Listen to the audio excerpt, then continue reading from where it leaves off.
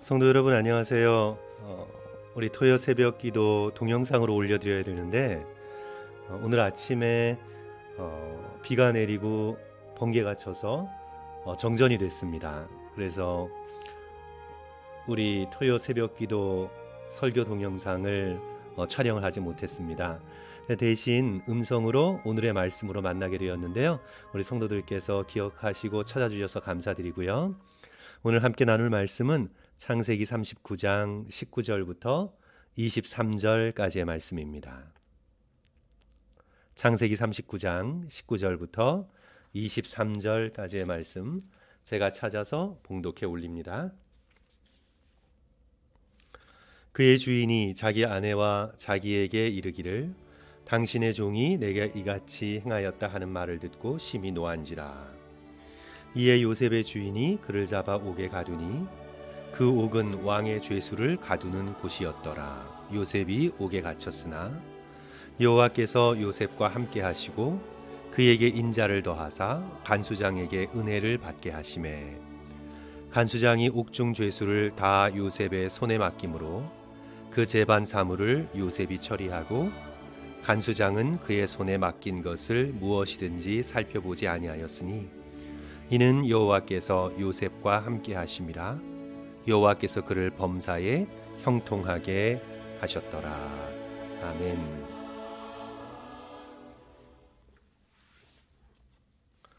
창세기의 요셉의 삶을 보면서 우리는 여러 가지로 놀라게 되는데 그 중에 하나는 그의 거짓이 없는 삶의 모습에 우리는 다시 한번 감탄하며 놀라게 됩니다. 요셉의 증조 할아버지인 아브라함은 자신의 생존을 위해 거짓말을 했습니다. 완전 거짓말은 아니었죠. 반은 맞고 반은 틀린 그런 말이었습니다. 아내 사라를 누이라고 속였습니다. 요셉의 아버지인 야곱을 보면 자신의 아버지 이삭이 눈멀고 귀먹은 걸 이용해 자신을 에서라 속여 거짓말해서 장자의 축복권을 얻어내지요. 다윗을 보더라도 거짓이 있었습니다. 밧세바를 취한 후에 그 사실을 숨기기 위해 우리야를 불러들였지만 우리야가 너무 충성스러운 거예요. 거짓이 통하지 않자 더 큰 거짓으로 그를 죽을 수밖에 없는 상황으로 몰아가 전사를 가장의 모든 문제를 해결하고 밧세바를 자신의 아내로 취합니다. 아브라함, 야곱, 다윗 모두 거짓이 있었지만 우리는 요셉의 삶에서 거짓을 찾아보기가 어렵습니다. 사람들은 흔히 마지못해 생존을 위해 먹고 살려보니 거짓말을 한다고 얘기를 합니다. 그 누구보다 요셉은 자신의 생존을 위해 걱정해야 할 상황에 빠졌습니다. 형들에게 버림받았고 애굽으로 팔려갔고 거기서 종살이하게 되었습니다. 정상적인 방법으로는 헤어나올 수 있는 길이 보이지 않습니다. 그 누구보다 자기 생존을 위해 어쩌면 살살 속여가며 돈을 모아 비자금을 만들어 도망가려고 생각할 수 있는 상황이었습니다. 그러나 요셉은 정직과 성실로 세상을 살아갑니다. 그리하여 그는 주인인 보디발이 모든 것을 믿고 맡길 수 있는 사람이 됩니다. 창세기 39장 4절이죠. 요셉이 그의 주인에게 은혜를 입어 섬김에 그가 요셉을 가정 총무로 삼고 자기의 소유를 다 그의 손에 위탁하니. 주인이 믿고 모든 것을 맡길 수 있는 그런 정직하고 성실한 사람으로 요셉은 우리에게 다가옵니다. 이제 억울하게 모함을 받죠. 그리고 감옥에 갇히게 되었습니다. 모함에 갇혀 거짓말로 속은 사람들은 흔히 자기도 거짓말로 대응하게 되는데 요셉은 그렇게 하지 않습니다. 감옥에서도 정직하고 진실합니다. 간수장에게 신임을 얻습니다. 간수장이 옥중 죄수를 다 요셉의 손에 맡김으로 그는 맡길 수 있는 사람이 되었습니다. 그 재반 사물을 요셉이 처리하고 간수장은 그의 손에 맡긴 것을 무엇이든지 살펴보지 아니하였으니 이는 여호와께서 요셉과 함께 하심이라. 여호와께서 그를 범사에 형통하게 하셨더라. 우리는 요셉의 삶을 통해 잠시 정직한 자가 세상에서 손해를 보는 것 같지만 결국은 형통하게 된다는 놀라운 성경적 진리를 배우게 됩니다. 하나님이 다스리시는 하나님의 나라가 현실이기에 지금부터 영원을 살펴볼 때 정직한 자가 반드시 승리합니다. 요셉이 하나님의 경륜에 따라 총리가 됩니다. 권력과 부귀를 얻게 되지요. 이제 진짜 시험이 시작됐습니다. 얼마나 많은 사람들이 정치 초년생이었을 때는 정직하고 성실했다가 권력을 쥐고 나서 부패하기 시작합니까? 한 운동권 출신의 정치인이 있었는데요. 정치를 시작할 때 불평등한 사회에 깊이 분노하여 이 불평등을 바꾸고 공정한 사회로 만들겠다 정치에 입문했습니다. 그리하여 시장이 되었습니다. 가난했던 시절과 비교하여 대우도 다르고 사람들이 굽실거리고 월급도 가난했던 시절보다 많이 받고 시장이니까 각종 이권에 개입하게 되고 그러다가 결국 부패 혐의로 기소됩니다. 특정 업체와 납품 계약을 체결하여 뒷돈을 챙기고 조직폭력배 단체로부터 차량을 비롯한 각종 혜택을 받고 흔한 이야기지요. 출발은 정직하고 성실했지만 부와 권력 앞에 무너지는 수많은 사람들을 우리는 보아왔습니다. 다시 요셉이 처한 상황을 생각해 보십시오. 갑작스럽게 신분이 변했습니다. 죄수에서 그 시대의 초강대국인 이집트의 총리 대신이 되었습니다. 가장 밑바닥에서 가장 높은 곳으로 수직 상승했습니다. 하지만 영적으로 볼 땐 아주 위태로운 상황입니다. 거의 타락하고 부패할 수 있는 그런 상황입니다. 하지만 놀랍게도 요셉은 그 자리에서도 정직하고 신실합니다. 요셉이 총리 대신이 되었다는 사실이 놀랍고 신실한 것이 아니라 성도 여러분, 총리 대신이 되었어도 그가 여전히 정직하고 여전히 성실하다는 것이 놀라운 것입니다. 애굽왕 바로가 나라의 모든 것을 요셉에게 맡길 정도로 그는 정직하고 신실한 사람으로 역사 가운데 우뚝 서 있습니다. 요셉은 진정으로 오실 메시아의 표상입니다. 특별히 그 성품에 있어서 성경에서 가장 예수 그리스도를 잘 예표하고 있는 사람입니다. 물론 다스림의 직무에 있어서는 이스라엘의 왕인 다윗이 메시아의 예표지요.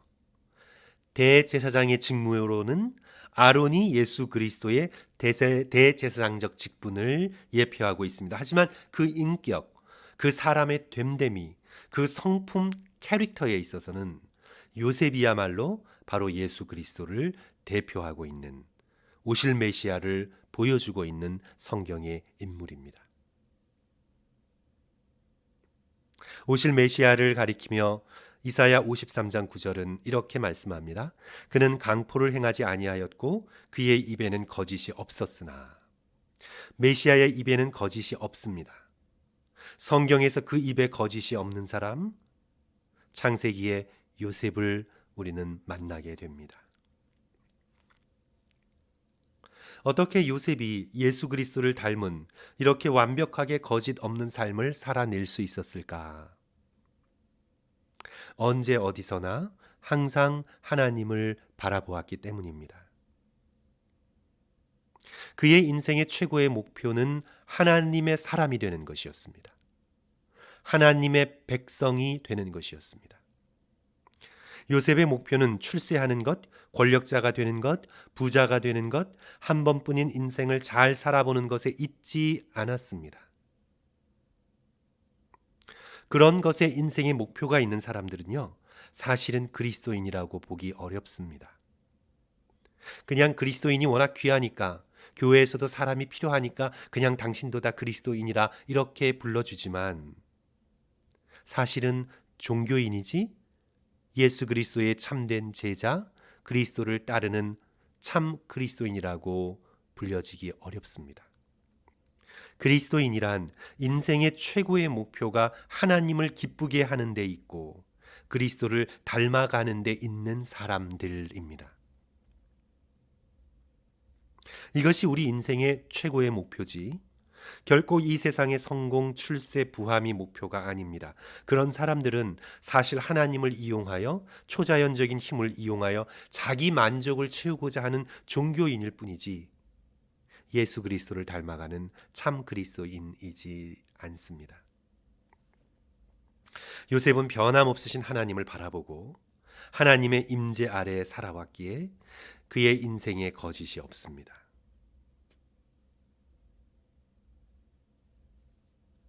제가 좋아해서 자주 사용하는 비유가 있는데요. 어떤 사람이 밭을 가려고 하는데 어떻게 하면 삐뚤거리지 않고 일직선으로 잘 갈 수 있을까? 멀리 보니 점으로 보이는 한 물체가 눈에 들어와 저걸 보고 밭을 갈면 똑바로 갈 수 있겠구나. 열심히 갈았는데 갈다 보니 밭이 삐뚤삐뚤해진 거예요. 성도 여러분 아시죠? 왜 그랬을까요? 처음에는 점인 줄 알았는데 그게 사람이에요. 사람은 항상 움직이잖아요. 사람 보고 인생의 밭을 갈면 삐뚤삐뚤 구불구불 하게 됩니다. 사람은 사람일 뿐이에요, 성도 여러분.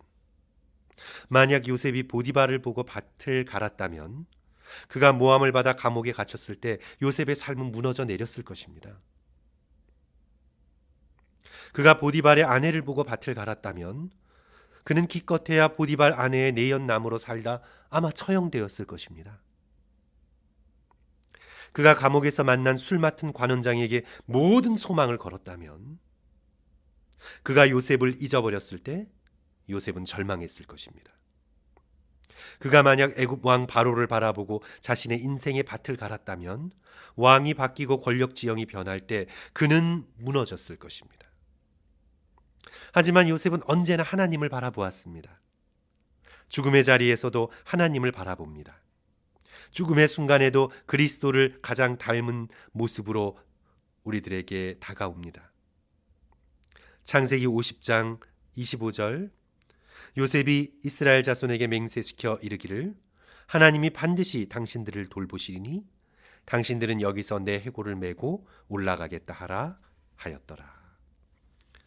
죽음의 자리에서도 요셉은 하나님의 약속을 붙들고 아브라함의 자손을 하나님의 백성으로 만드시겠다는 그 약속을 붙들어 그는 끝까지 하나님의 백성으로 머물러 있습니다.